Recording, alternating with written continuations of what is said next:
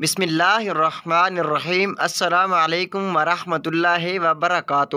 بیان کیا جاتا ہے کہ ایک نوجوان سخت بیمار ہوا جس پر اس کی والدہ نے نظر مانی کی، حق تعالیٰ نے میرے بیٹے کو شفا عطا فرما دے، 7 دن کے لیے دنیا سے نکل جاؤں گی۔ شافی متعلق نے مریض کو شفا عطا فرما دی، مگر وہ عورت اپنی نظر پوری نہ کر سکی۔ اس کے بعد اس عورت نے خواب دیکھا کہ کوئی بزرگ فرما رہے ہیں، اے خدا کی بندی، تو اپنی نظر پوری کر تاکہ خدا کی باز پرس سے محفوظ رہ سکے۔ صبح ہوئی تو اس عورت نے اپنے لڑکے کو بلا کر تمام واقعات بیان کیا اور اس سے کہا کہ قبرستان میں میرے لیے قبر کھود کر مجھے اس میں دفن کر دے۔ لڑکے نے اپنی والدہ کے حکم کی تعمیل کی اور اسے زندہ ہی دفن کر دیا، اور اس عورت نے قبر میں دعا کی کہ اے میرے پروردگار، میں نے اپنی وصیت کے مطابق اپنی نظر پوری کر دی، اب تو مجھے قبر کی آفتوں سے محفوظ رکھ۔ اتنے میں کیا دیکھتی ہے کہ اس کے سر کی جانب ایک روشن دان ہے۔ عورت نے اس روشن دان میں جھانکا تو ایک باغ نظر آیا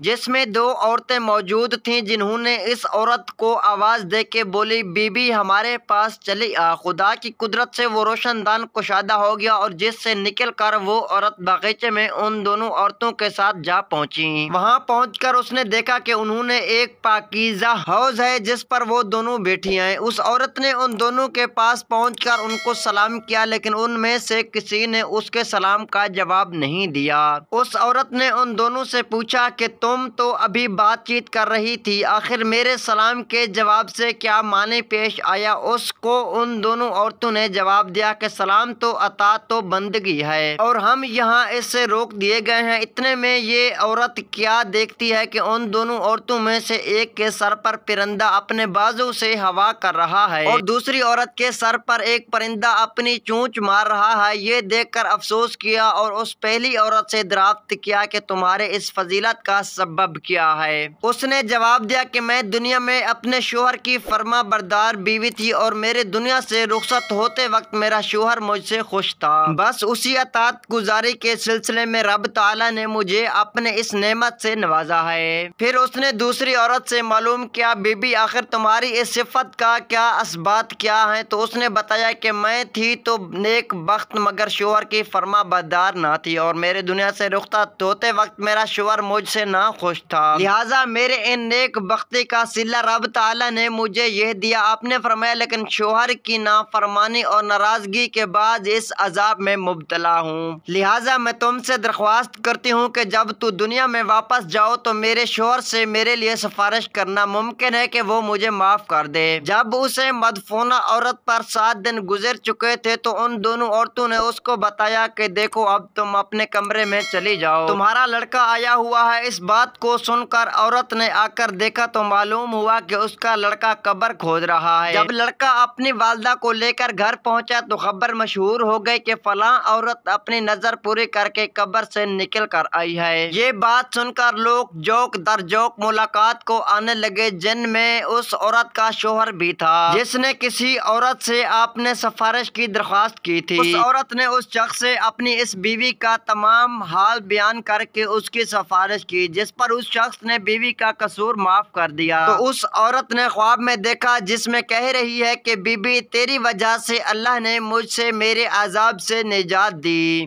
تیرے بھی اللہ گناہ معاف کرے اور تجھے اس کی بہتر جزا عطا فرمائے۔